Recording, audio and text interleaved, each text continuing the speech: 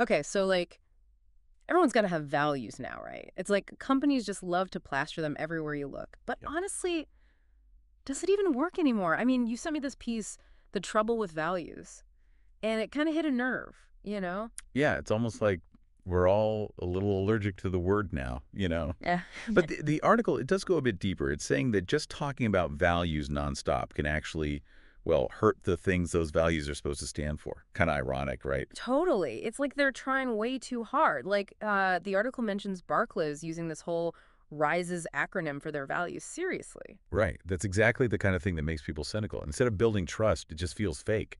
Makes you wonder if they even believe it themselves. Totally. And it gets you thinking, like, did all the great leaders throughout history, did they need some corporate retreat to figure out their values? I don't think so. This author makes a good point about how they just lived them. Actions speak louder, right? Think about Gandhi, right? He didn't just talk about nonviolence. It was like the core of everything he did. That's why people followed him, because he was a living example. So it's less about having the perfect words on a mission statement and more about if you're actually living it out every day. Exactly. And that's where things get even more interesting, because this piece argues that sometimes being a strong leader isn't about just sticking to the values you already have. It's about shaping them. Okay, say more about that. How does a leader shape values? Well, imagine a company, right? Hmm. And they're making a huge change, like totally shifting how they do business. This might mean rethinking their old ways of doing things, even those classic values like customer first or always innovating. So in that situation, it's the leader's job to kind of guide everyone, the whole company, towards these new values that actually fit where they're going now. Exactly. It becomes less about following a set of rules and more about like adapting to new challenges and figuring out what really matters in this new landscape. So it's like they set the tone, right? Yeah, Not by just saying, these are our values, but by actually living them out in their decisions and actions and kind of bringing people along with them. exactly. And that's where trust comes in. If people don't believe you're being genuine, they're not going to follow you into uncharted territory. It's like that saying, right? A good leader doesn't tell you what to do, they show you where to go. Exactly. It's about inspiring people to buy into those values, not because they're written in some company manual, but because they believe in where you're taking them. So how does this like translate to real life, right? Most of us aren't exactly running big companies and changing the world with our value statements. Well, it's about recognizing that leadership, it's not just for CEOs, you know? It's something we all do, even in our own lives. It's about like taking a hard look in the mirror and asking, am I actually living my values or am I just talking a good game? Oh, for sure. It's easy to say you value honesty, right? But are we really being honest even when it's hard? Or, like, we say family comes first, but are we glued to our phones answering work emails during dinner? Exactly. Those little everyday choices, that's where your real values show through, not on some curated list you share online. This article, it really makes you think twice about whether we're all just caught up in this like performative thing with values, Hmm. saying what we think we should instead of actually, being about it. Yeah, that's kind of tough to admit sometimes, right? That we might not be living up to our own standards all the time. Oh, totally. It takes a lot of honesty with yourself, which can be uncomfortable. But honestly, once you get past that, it's freeing. You can stop with the empty words and actually focus on what matters. Like that saying, integrity is doing the right thing, even when nobody's watching. But if it's just us keeping ourselves accountable, how do we actually make those values mean something, not just words on a page, you know? The article, it suggests this shift, right? Like, instead of thinking of values as these fixed rules, we should see them more as aspirations, like guiding principles, Mm. to help us navigate all the messiness of life. Okay, I like that. Guiding principles instead of core values. It's less, I don't know, rigid, more room to grow and change, maybe. Exactly. It's like we're all works in progress, right? Constantly learning and growing.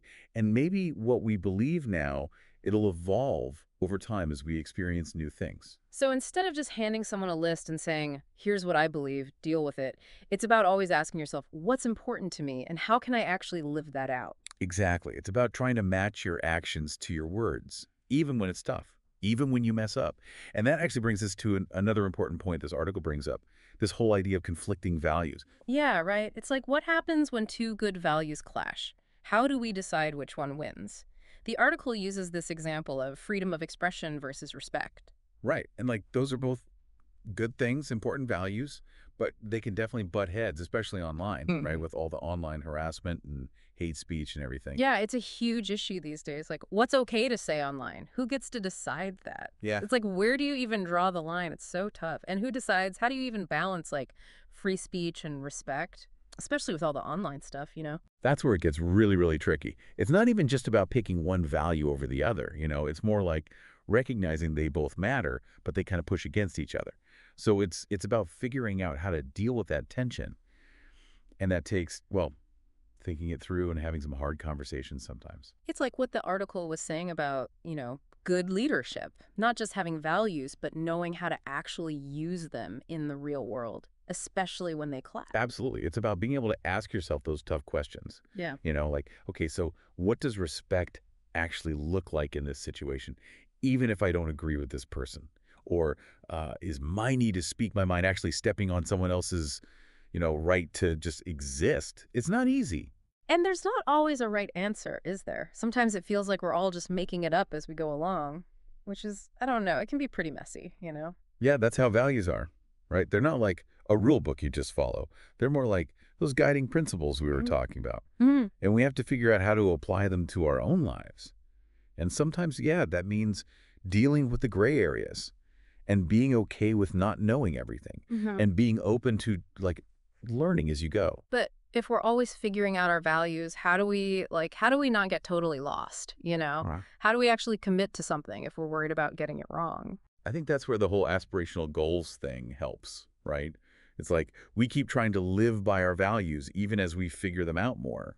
Like you're aiming at a target, but the target keeps moving a little. You might not hit the bullseye every time, but it's the trying that matters. That makes sense. So it's not about being perfectly aligned with your values all the time. It's more about, I don't know, always trying to be better, living in a way that feels true to you. Yeah, exactly. And that might mean messing up or realizing you were wrong or having to adjust course. But it's that whole process, the thinking and the learning and the growing, that actually gets you closer to living a life that reflects what you really care about. So I guess what we're saying is it's not about the word values itself. It's more about like what's underneath it, figuring out what you believe in, and then actually having the guts to let that guide your actions. Even when it's tough, even when you mess up, even when you don't have all the answers. I like that.